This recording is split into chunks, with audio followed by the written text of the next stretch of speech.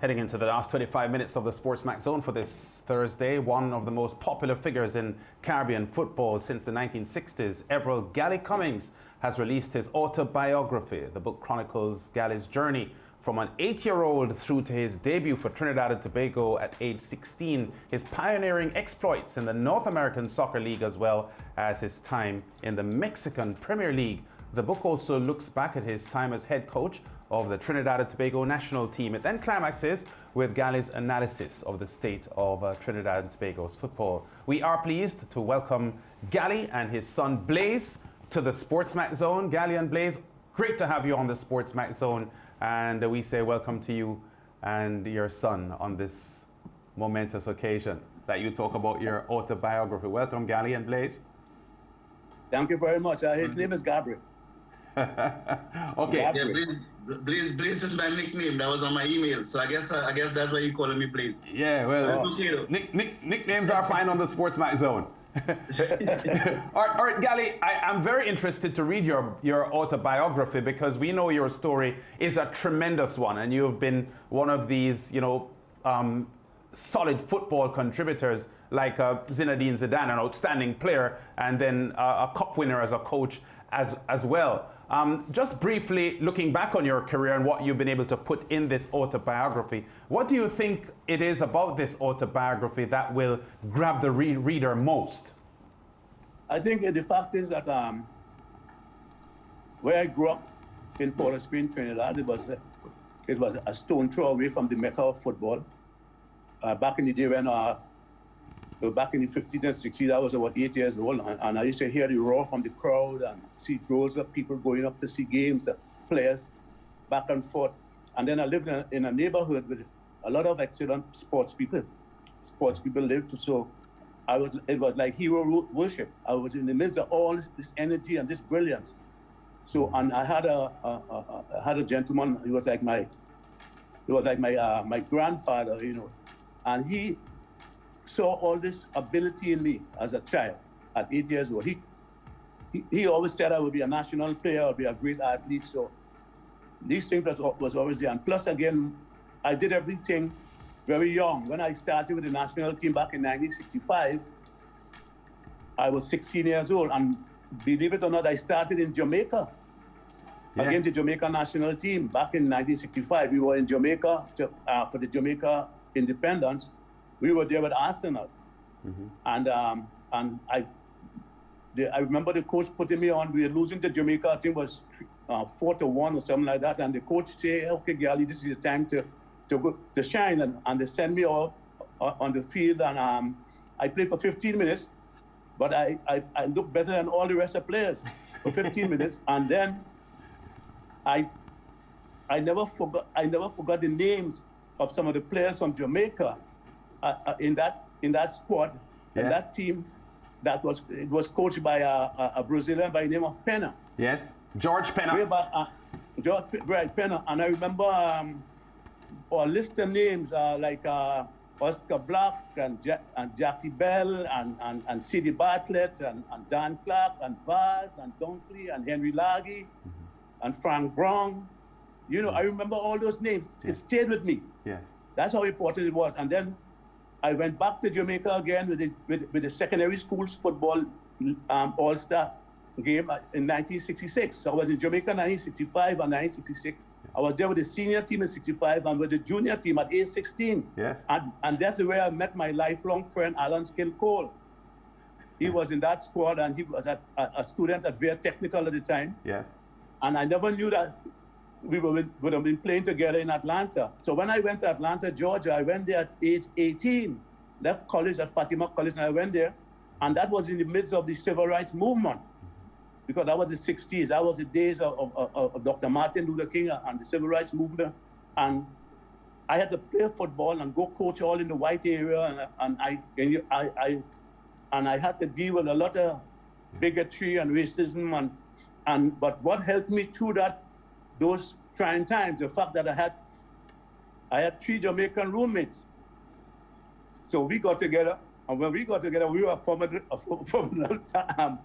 Would Delroy Motti Scott be among them? Yeah, Delroy Motti Scott. At the time, that was Delroy Murty Scott. We started with Delroy Murty Scott and Roddy Pierce. Yes. And then came Henry Laggy. That was 1967. And in 1968, that came in Alan Skill Cole. And we all stayed at the same apartment building. So we were there like brothers. And so we went through all this structural racism and bigotry. And it was in the team, it was out of the team. Yes. Gally. So we had to live with that. Gally, your autobiography took 3 years, we're told, to complete. How difficult was that, and are you satisfied that you've properly captured your life in this autobiography? Well, I'll let my son answer that because he's the one who had all the challenges to put it together. I was just helping him with the Blaze, coach. He was the guy who did everything. All he chose the picture for the cover of the book and everything. So I'll let him tell you all about it. Yeah, Blaze, talk to us. Well, it was a formidable task that required a lot of organization and planning before we actually started getting down to business, capturing the basically a 60-year history of his life, basically including football and also family life and everything, that was significant that happened along the way. And what was special about it was that I was basically like serving as a scribe, transcribing hours of audio recordings, and then also we have to understand that many of the interesting characters and events that would have occurred during this life story, a lot of people, especially younger children and teenagers, people with impressionable minds, who we basically had in mind while creating this publication, wouldn't know about some of these people. So a lot of background research had to be done, so the careers, the life, and the achievements of these people could also be captured, so the reader would be able to understand the level of competition, the caliber of players that my father had to interact with and play with throughout his career, and also coach, and also the life story also addresses a lot of political and social aspects. So there are also a lot of political and type figures like Papa Doc, Baby Doc, the Duvalier family, and also politicians from the Trinidad and Tobago government. That also information about them also had to be captured. So putting everything together was really a challenge, to say the least. And then also, I also did the formatting of the book, also taking it from an 8 by 11.5 formatting to 6 by 9, formatting the margins, getting it printer ready, and also designing the book cover. Yeah. Gally, there's so much to say about your life and work, and I'm very happy that this thing has been published while you're still with us and strong. And it's a pity that COVID-19 is around, because I'd have loved to see you go on a book tour with this publication as you try to get people to look at what you did and how you did it. I'm very keen, Gally, to know what inspired you when you took charge of Trinidad and Tobago's football from a coaching perspective. What inspired you to put the colors of the national flag into the uniform that the boys played in? I think that's a very, very important question. I think what happened is that I was going to do something special with this team. It was a special team, and I wanted a special uniform, because what I found when I took the team, the problem was that the team's shirt, the jersey that they were wearing, it was dull, and it wasn't really saying anything about Trinidad and Tobago. So I needed something, a special shirt for a special team, because I was looking at everywhere I went. The national shirt before I designed that one was like a pot cloth. It was all over the place on the ground. People were like treating it like it was just something to discard of. And I decided, listen, I have to get something special. So what I did, I went to this company that made the shirts, and I told them what I wanted. And we sat down, days in and weeks, and then they came up. I said I wanted the national flag, not like a flag is flying on our chest or back. I wanted something abstract. And we sat down and we came up with that. And from the time I saw it on the shirt, the demonstration, I went for it. I remember we were going to play the CFU in Martinique before that shirt came. And I would hurry to get the shirt so these guys could put it on, because I know they say when you look good, you play good. And when I took it with me, I remember Latapi putting it on for the first time, and he didn't want to take it off. Yeah. And this is when I knew something was nice about that shirt. Gally, we have to ask you about the state of Trinidad and Tobago football quickly, but one more thing about the past that I'm sure you would have spoken of in the book, and the book is of prime importance right now. I've heard you say in the past that everything around that momentous match between the Strike Squad and the USA, trying to qualify for USA, for the World Cup, that there were some things that you used to do before games that you weren't able to do because of the expectation of the nation and the crowds. You used to go to church before games, you couldn't go to the church. The bus had a lot of people around it trying to get tickets from you on the bus, everything. Did you know in the build-up that these circumstances around and the heightened expectation may have an effect on the players on the field? Did your gut tell you that? No, because of the fact that I didn't know that my manager was asked the night before the game if they could line the streets with people in red and all this stuff. And I said, as long as they don't stop the bus from traveling.